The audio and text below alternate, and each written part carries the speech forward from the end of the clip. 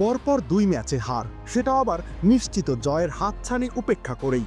ভাগ্য কিংবা ক্রিকেটারদের ছোট ভুলে টুর্নামেন্ট থেকেই বাদ পড়ার দ্বারপ্রান্তে পৌঁছে গিয়েছিল রংপুর রাইডার্স। প্রথমবারের মতো কোনো বিদেশি লিগে খেলতে এসে খাদের কিনারায় চলে এসেছিল তাদের পা।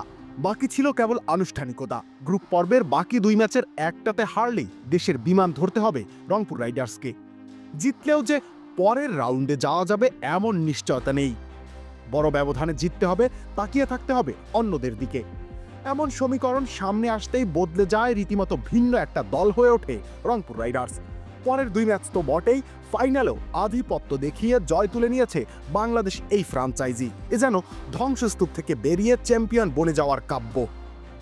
শুরুটা হয়েছিল গায়ানা আমাজন ওয়ারিয়র্সের বিপক্ষে। ব্যাটাররা এদিনও ব্যর্থতার পরিচয় দিয়েছিলেন। লেবুর সুঘ্রাণ আরো বেশি, ত্বকের যত্ন আরো বেশি, চলে আরো বেশি। আপনার পকেটে কি বিদেশি না বাংলাদেশি? স্রেফ 117 রান করতে পেরেছিল টিম রাইডার্স। তাই তো সমর্থকেরা হ্যাট্রিক পরাজয়ের ক্ষণ গুনতে শুরু করে।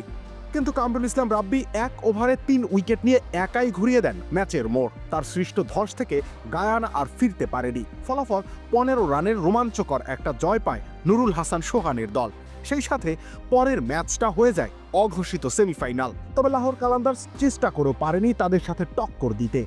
ব্যাক টু ব্যাক ম্যাচ জিতে ফাইনালে উঠে আসে লাল সবুজের প্রতিনিধিরা। পুরো দেশ তখন তাকিয়েছিল অধীর আগ্রহে, একটা ট্রফির অপেক্ষায় ছিল কোটি দর্শক। সেখানেও নাটকীয়তার কম হয়নি। খুশদের শাহকে ডেকে পাঠিয়েছে পাকিস্তান ক্রিকেট বোর্ড। টুর্নামেন্টের শুরু থেকেই সাইফুদ্দিনের ইনজুরি, তা বাদেও বাংলাদেশ ক্রিকেটের 3 জন খেলোয়াড় সৌম্য সরকার, আফিফ হোসেন ধ্রুব, রিশাদ হোসেনকে না পাওয়ার সম্ভাবনা। রংপুর রাইডার্স শেষ পর্যন্ত ফাইনালে দল নামাতে পারবে কিনা এমনই একটা দুশ্চিন্তায় পড়েছিল দেশীয় সমর্থকেরা। অবশেষে বাংলাদেশ ক্রিকেট বোর্ড নমনীয় হয়েছে, সেই প্রতীক্ষা দর্শকদের সার্থক হয়েছে। সৌম্য সরকারের তাণ্ডবের পর শেখ মেহেদী হাসান, হারমিত সিংদের দায়িত্বশীল বোলিংয়ে বিশাল জয় পায় দলটা।